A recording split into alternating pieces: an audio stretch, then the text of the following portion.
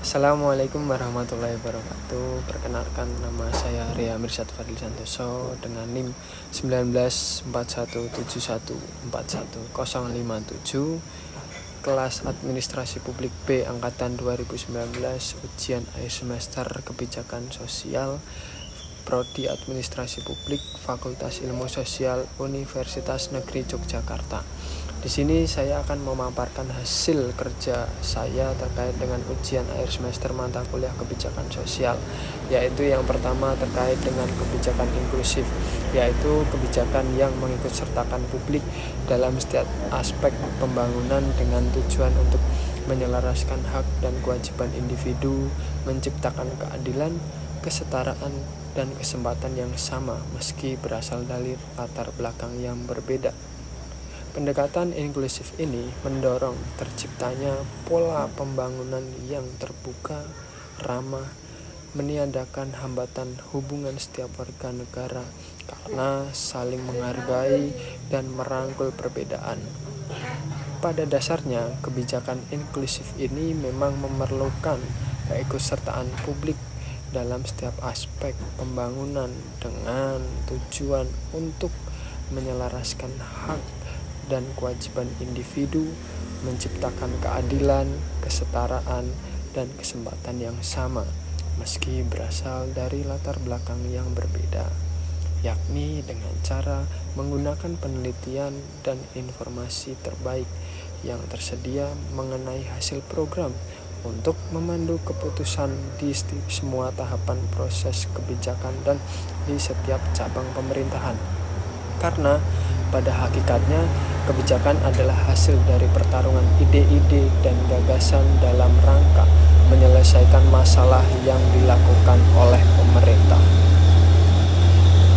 Kemudian pada tataran praktisnya, jumlah kaum muda Indonesia sekitar 63,36 juta yang setara dengan 25% dari total populasi, di mana partisipasi mereka dapat diikutsertakan guna menciptakan inovasi pendekatan yang dapat menggantikan atau menggeser pendekatan yang lama dan menciptakan ruang pendekatan yang baru yang lebih humanis serta peluang untuk berpartisipasi dari pihak non-pemerintah seperti swasta maupun masyarakat sipil lainnya.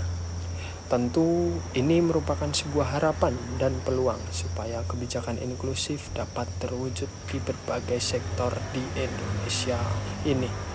Salah satu problem mendasar dapat menjadikan tantangan pengimplementasian kebijakan inklusif di Indonesia, yaitu berkaitan dengan anggaran, mengingat dalam kebijakan pemerintah lebih menonjol dalam mata anggaran fasilitas yang berupa penyedia sarana, prasarana, dan juga pembiayaan. Keterbatasan anggaran pemerintah daerah melakukan fasilitasi karena wilayahnya yang luas maupun belum sinerginya antar kebijakan pemerintah berkaitan dengan pemuda. Kegagalan atau keterbatasan kebijakan kemudian muncul dan memberikan pengaruh kepada pelaksana program atau strategi yang dilakukan oleh pemerintah. Nomor 2 yaitu tentang bagaimana sih dinamika konfigurasi peran aktor di dalam kebijakan sosial ini, yaitu konfigurasi ketiga aktor dalam kebijakan sosial ini adalah mempunyai tata hubungan yang sama dan sederajat. Sektor pemerintahan lebih banyak memainkan peranan sebagai pembuat kebijakan, pengendalian, dan pengawasan.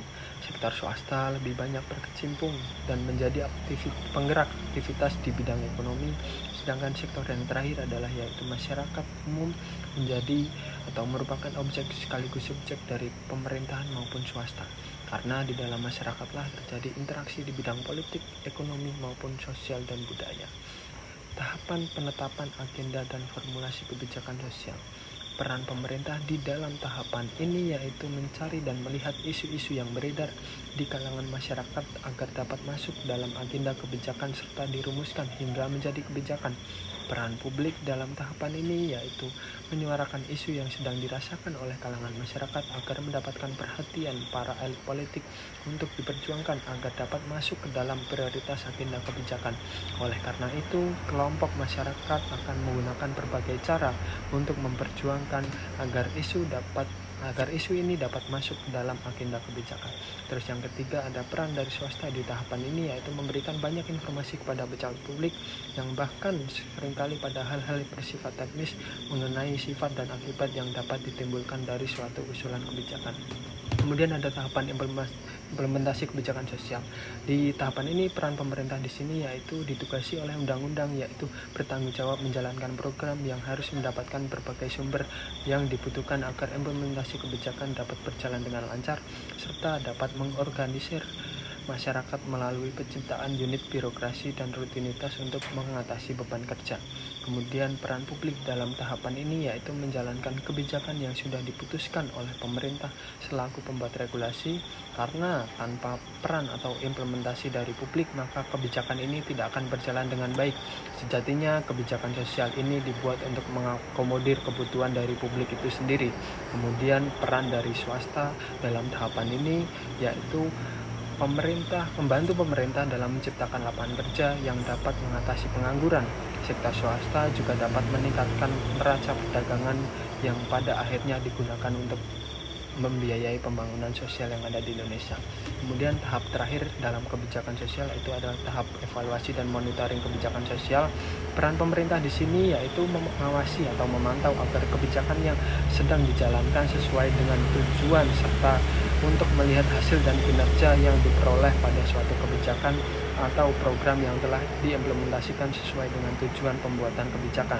Kemudian ada peran publik dalam tahapan ini yaitu memberikan kesan atau testimoni terhadap kebijakan yang telah diimplementasikan oleh pemerintah selaku pembuat regulasi agar dapat diperbaiki atau semakin komprehensifnya terhadap kebijakan yang akan dirumuskan kembali. Kemudian peran swasta dalam tahapan ini yaitu mengkritisi dan memberikan masukan terhadap kebijakan yang sudah diimplementasikan sehingga memunculkan kebijakan yang lebih komprehensif dari sebelumnya.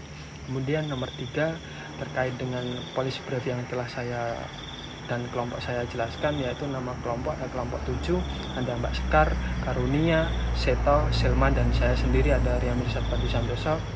Kita mengambil judul dan tema tentang pembangunan kesejahteraan sosial.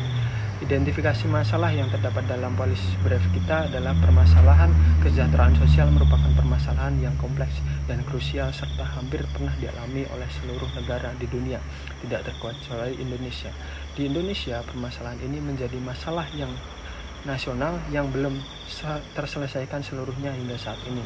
Teori yang digunakan oleh kelompok kami yaitu pembangunan kesejahteraan sosial merupakan suatu upaya yang melembaga dan terencana yang di dalamnya melibatkan beragam intervensi sosial dalam melakukan pelayanan kepada masyarakat untuk mencegah dan mengatasi masalah sosial, memenuhi kebutuhan masyarakat, serta memperkuat kelembagaan sosial yang dikutip dari Soeharto tahun 1997. Temuan penting yang kita temukan adalah terdapat 26 jenis permasalahan yang berkembang dalam masyarakat yang dikenal dengan istilah masalah kesejahteraan sosial atau PMKS, serta sudah ada beberapa kebijakan atau program yang diluncurkan oleh pemerintah namun belum dapat menyelesaikan permasalahan kebijakan sosial ini dengan baik, seperti salah satunya program bantuan pangan non tunai atau BPNT dan PKH, program keluarga harapan.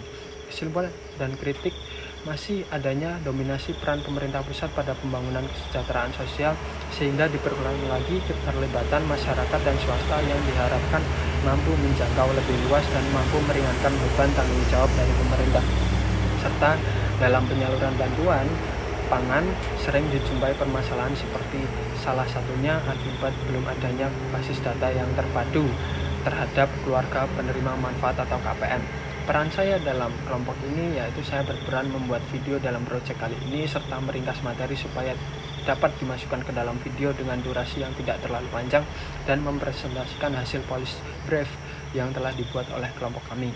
Peringkat saya dan saya sendiri berada di peringkat terakhir dikarenakan pada dasarnya teman-teman saya yang mencari materi sehingga dapat saya jadikan materi dalam bentuk video, dan yang pasti tentu manusia itu tidak ada yang sempurna. Cukup sekian pemaparan hasil ujian akhir semester mata kuliah kebijakan sosial dari saya. Kurang lebihnya mohon maaf. Wabillahi taufiq wal hidayah. Wassalamualaikum warahmatullahi wabarakatuh. Terima kasih.